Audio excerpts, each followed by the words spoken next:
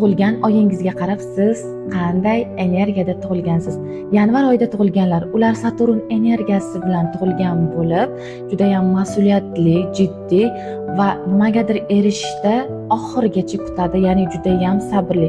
Shuning uchun ham ular juda ham kech bo'lsa ham, lekin baribir maqsadlariga qanday bo'lmasin erishadi.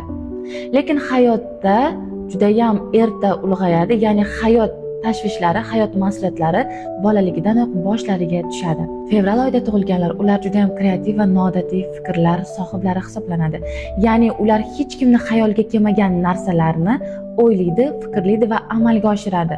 Va ko'pincha hayotda ular startap egasi hisoblanadi. Ya'ni ular hech kimni xayoliga kelmagan biznes yoki bo'lmasa qanaqadir ilmni ixtiro qilishadi. Mart oyida tug'ilganlar, ular suv elementi egasi hisoblanadi va ular juda ham kuchli intuitsiya, ya'ni juda ham kuchli sezgi bilan dunyoga keladilar. Ularda shuningdek gipnoz qila olish, boshqalarni ishontira olish xususiyati boshqalarga qaraganda juda ham yuqori. Aprel oyida tug'ilganlar, ular olov energiyasi bilan dunyoga keladi, ya'ni ularda juda ham tez jahl va tez qaror qabul qilish energiyasi mavjud. Ular insonlarni o'zini hissiz ko'rsatib va hissizligi bilan jazolay oladi va aynan ularni hissiyotli qilish uchun ham boshqa insonlar uning yonida parvona bo'ladi, girdi kapalak bo'ladi. May oyida tug'ilganlar, ularning elementi yer hisoblanadi va shuningdek ular pulni va moddiy xohish-istaklarni juda ham yaxshi ko'radi. Ya'ni ular hech qachon xayolotga berilmaydi, doim real fikrlar bilan ish qiladi. Iyun oyida tug'ilganlar, ular havo elementi sohiblari hisoblanadi.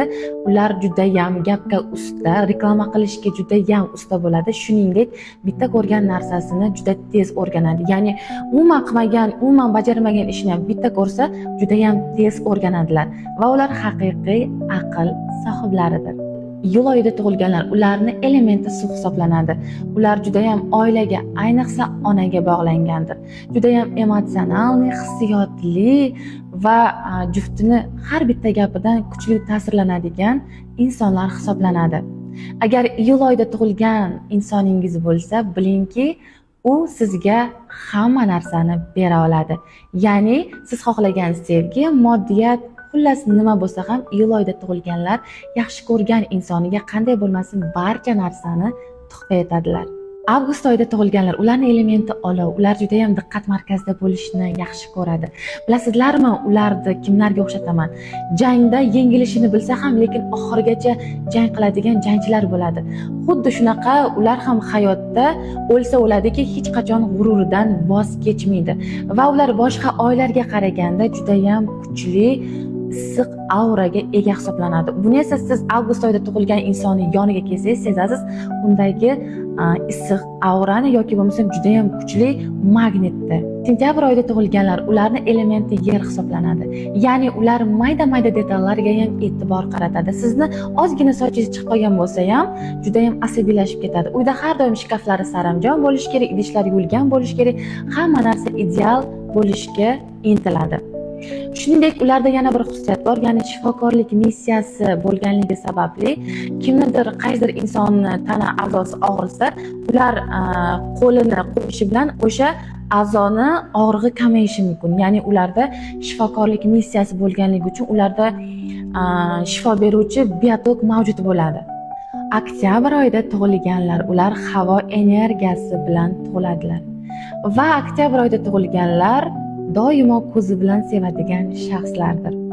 Agar juftingiz oktyabr oyida tug'ilgan bo'lsa, siz har doim o'zingizga qaragan bo'lishingiz kerak, tashqi ko'rinishga ahamiyat berishingiz kerak bo'ladi.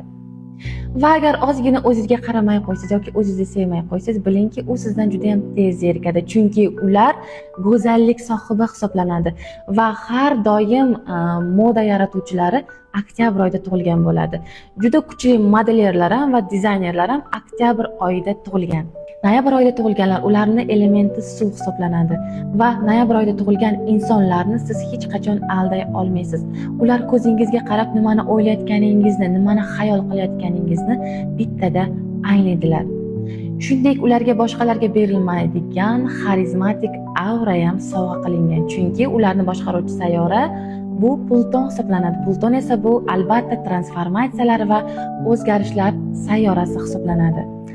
Va noyabr oyida tug'ilganlar ichki qasoskorlik bilan dunyoga keladi, lekin qasoskorlik ularni minusga kirgizib qo'yishi mumkin. Dekabr oyida tug'ilganlar, ularni elementi olov hisoblanadi. Ular hech qachon voz kechgan ishiga, voz kechgan insoniga umuman qaytmaydi. Ya'ni ularda ikkinchi imkoniyat degan narsani o'zi yo'q.